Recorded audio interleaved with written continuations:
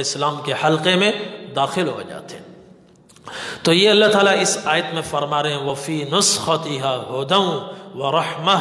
لِلَّذِينَ هُمْ لِرَبِّهِمْ يَرْهَبُونَ کہ تورات کے نسخوں میں ہم نے ہدایت کا بڑا سامان رکھا تھا۔ یہ ایک ہی آیت ہوئی ہے، اب اگلی آیت انشاءاللہ اس کا پھر درس ہوگا۔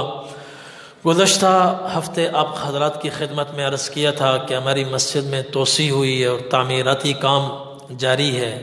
اور ایک عرصے سے تعمیراتی کام بھی چل رہا ہے، اور توسیع الحمدللہ مسجد 4 سے 5 صفحے مزید آگے بڑھ گئی ہے، اور اوپر کی تعمیر کافی حد تک ماشاءاللہ ہو چکی ہے۔ اب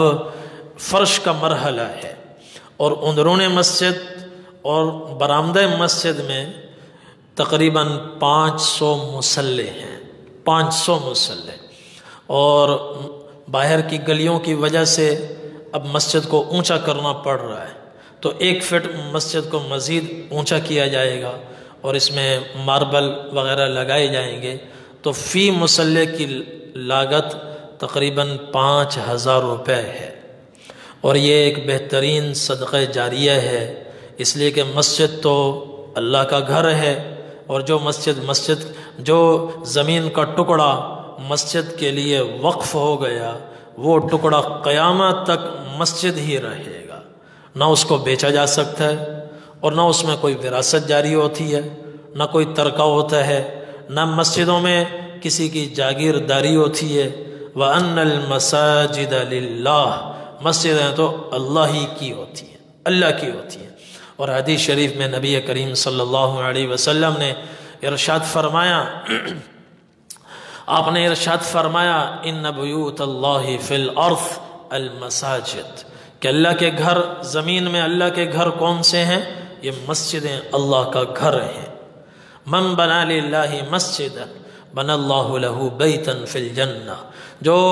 اللہ کے لیے مسجد بناتا ہے اللہ تعالیٰ جنت میں اس کے لیے گھر بناتے ہیں۔ دوسری حدیث میں ہے من بنا للہ مسجدا بنا اللہ لہ قصرا فی الجنہ، جو اللہ کے لیے مسجد بناتا ہے اللہ تعالیٰ جنت میں اس کے لیے محل بناتے ہیں۔ ایک اور روایت میں آپ نے فرمایا من بنا للہ مسجدا صغیرا کان او کبیرا بنا اللہ لہ بیتا من در ویاقوت وزبرجد، جو اللہ کا گھر مسجد بنائے، چھوٹی ہو یا بڑی ہو، قیامت کے دن اللہ تعالیٰ جنت میں اس کا محل بنائیں گے۔ کیسا؟ سفید موتیوں کا، سرخ یاقوت کا، اور سبز زمرد کا۔ تو مسجد جب ہم یہ سنتے ہیں کہ جو مسجد بنائے جنت میں محل، مسجد بنائے جنت میں محل، تو غریب آدمی یہ سوچتا ہے کہ میرے بس میں تو نہیں ہے، اس لیے کہ کروڑوں کی لاگت آتی ہے۔ تو غرباء کے لیے نبی کریم صلی اللہ علیہ وسلم نے اعلان فرمایا من بنا للہ مسجدا کمفحص خطاط بنا اللہ لہ بیتا فی الجنہ، جو مسجد بنائے، کتنی مسجد میں حصہ ڈالے، کتنا؟ پرندے کے آشیانے کے برابر، فاختہ کے آشیانے کے برابر، 1 بلاک کے بقدر مسجد میں حصہ ڈالے اپنی حیثیت کے مطابق، تو اللہ تعالیٰ قیامت کے دن جنت میں اس کے لیے محل بنا دیں گے، جنت میں اس کے لیے گھر بنا دیں گے۔ اور پھر حضور صلی اللہ علیہ وسلم نے اس معاملے کو اور بھی آسان فرما دیا، عمراء کے لیے بھی آپ نے اعلان فرمایا، غرباء کے لیے یہ اعلان فرمایا۔ پھر بعضے ایسے ہیں کہ ان کے پاس 1 بلاک کی بھی گنجائش نہیں ہوتی، 1 بلاک کی بھی گنجائش نہیں ہوتی، صبح کھایا تو شام کا پتہ نہیں ہے، شام کھایا تو صبح کا پتہ نہیں ہے، تن پہ کپڑے نہیں، کھانے کو روپے نہیں، بچے بیمار پڑے ہیں تو دوا دارو کے پیسے نہیں، تو وہ کیسے حصہ ڈالیں، بلاک لے کر کیسے آئیں؟ ان کے لیے بھی حضور صلی اللہ علیہ وسلم نے معاملہ آسان فرمایا۔ آپ نے فرمایا جو کسی کو رہنمائی کرے، دلالت کرے، کہ کسی کو بتائے کہ فلاں جگہ خیر کا کام ہو رہا ہے، یہ مصرف ہے، اس جگہ خرچ کرو، تو جو کسی کو خیر کی طرف متوجہ کرے گا، کرنے والے کو جتنا ثواب ملے گا متوجہ کرنے والے کو بھی اتنا ہی ثواب ملے گا۔ ایک صحابی حضور صلی اللہ علیہ وسلم کی خدمت میں حاضر ہوئے، یا رسول اللہ انہو ابدع بی،